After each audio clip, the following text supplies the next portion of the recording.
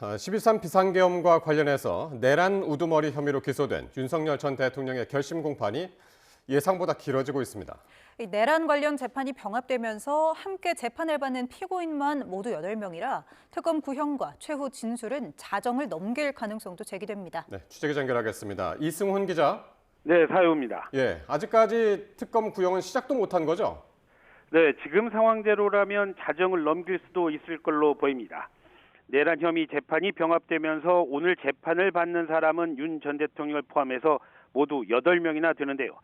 재판부는 먼저 각 변호인들이 증거 관련 진술을 하고 특검 측 구형 절차와 변호인 최종 변론 또 피고인 최후 진술을 진행한다는 계획이었습니다.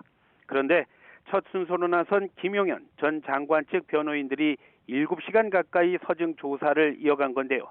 사실상 법정 필리버스터라는 평가까지 나왔습니다. 김 전 장관 측 발언 중간 지휘원 재판부가 오후 5시까지 진행한 뒤에 다른 피고인 먼저 하고 이후에 이어서 하자는 제안도 했는데 이에 대해서 윤 전 대통령 변호인이 특검도 서증 조사를 7시간 반 가까이 했으니 참을 수 있다. 모든 피고인이 그만큼 해야 한다고 거들기도 했습니다. 결국 오후 5시 40분쯤에 김 전 장관 측 일부 변론이 마무리되자 투병 중인 조지호 전 청장 측이 체력이 남았을 때 먼저 진행하게 해달라고 요청을 했고요. 내용이 연관돼 있는 조 전 장관과 윤승영 전 수사기획조정관, 목현태 전 국회 경비대장의 서증 조사가 마무리됐습니다. 네, 지금 현재 시각이 저녁 9시 24분이 넘었습니다. 지금은 어떤 피고인의 서증 조사가 진행되고 있습니까? 네, 다시 김용현 전 장관 측 권우현 변호인의 서증 조사가 이어지고 있습니다. 권 변호사 반론이 마무리되면 김 전 장관 측 이하상 변호사가 서증 조사를 계속 이어가겠다고 예고한 상황입니다.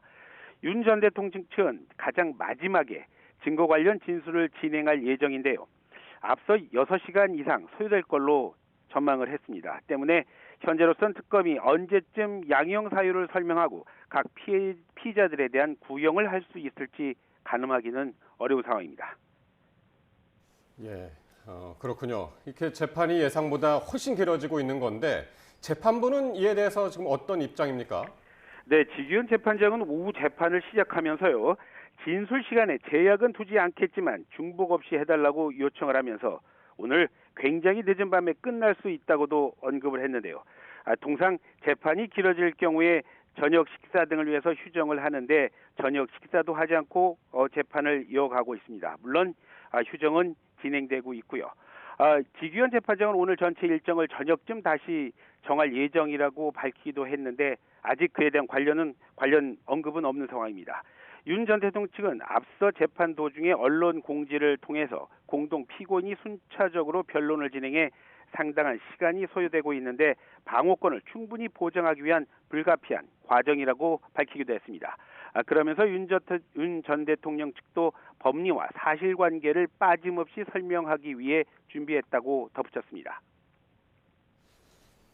네, 오전에 이 재판을 좀 다시 짚어보면 증거 조사 절차를 둘러싸고 김 전 장관 측과 특검 측이 좀 실랑이를 벌였었다고요? 네, 그렇습니다. 김 전 장관 측이 자료 복사본이 부족해서 재판부에 먼저 드리겠다고 하자 특검 측이 자료를 먼저 봐야 하는 만큼 준비된 피고인부터 먼저 진행하면 좋을 것 같다. 발언 순서 변경을 요청한 겁니다. 이후에 구두 변론으로 진행하겠다는 김 전 장관 측의 특검팀이 무슨 준비를 한 거냐며 맞받는 등 신경전이 이어지기도 했는데요. 이에 대해서 김 전 장관 측이 시간이 부족했다는 취지의 발언을 하자 지기현 재판장이 프로와 아마추어의 차이는 징징대지 않는 것이라고 말을 했고요. 김 전 장관 측이 우리가 징징댄 것이냐고 언석을 높이기도 했는데요. 다행히 짧은 신경전이 오가는 사이에 추가 복사본이 준비되면서 상황은 정리되기도 했습니다. 어쨌든 오늘 결심 공판의 가장 큰 관심은 특검의 구형량일 텐데요. 어떻게 예상이 되고 있습니까? 지금 윤 전 대통령은 위법한 비상계엄을 선포하는 등 국헌 문란을 목적으로 폭동을 일으킨 혐의를 받고 있습니다. 여기에 계엄군과 경찰을 동원해 비상계엄 해제 의결을 방해하고 우원식 국회의장과 당시 이재명 민주당 대표 등을 체포해 구금하려 한 혐의도 적용을 받고 있습니다. 윤 전 대통령이 받고 있는 내란 우두머리죄의 법정형은 단 3가지뿐입니다. 사형과 무기징역, 무기금고형입니다. 그런데 특검팀 내부 분위기를 보면 무기금고형은 이미 배제하고 있는 게 역력합니다. 특검팀 관계자는 YTN과의 통화에서 지금까지 노역이 없는 무기 근거를 생각해 본 적은 없다고 밝히기도 했습니다. 결국 특검의 선택은 사형 혹은 무기징역 가운데 하나가 될 걸로 보입니다. 네, 특검은 어제 회의까지 열었다고요? 예, 그렇습니다. 어제 오후 3시부터 조은석 내란 특검 주재로 특검팀 부장, 차장검사, 특검부 전원이 모여서 강도 높은 회의를 진행했습니다. 6시간 가까이 늦은 밤까지 이어졌는데 결과는 알려지지는 않고 있습니다. 다만 사형이냐 혹은 무기징역이냐를 놓고 논박이 이어졌고 의견이 팽팽했던 걸로 전해졌습니다. 윤 전 대통령이 무력으로 민주주의와 법치를 짓밟으려 했다는 점에서 그리고 국민 여론을 감안할 때 사형 구형이 불가피하다는 주장이 있었던 반면에 실제 선고를 고려할 경우엔 무기징역을 구형해야 한다는 반대 입장도 만만치 않았을 걸로 보입니다. 내란 수괴 혐의로 재판을 받았던 전두환 씨의 경우에는 검찰이 사형을 구형했지만 재판에서 무기징역이 확정됐습니다. 지금까지 사회부에서 YTN 이승훈입니다.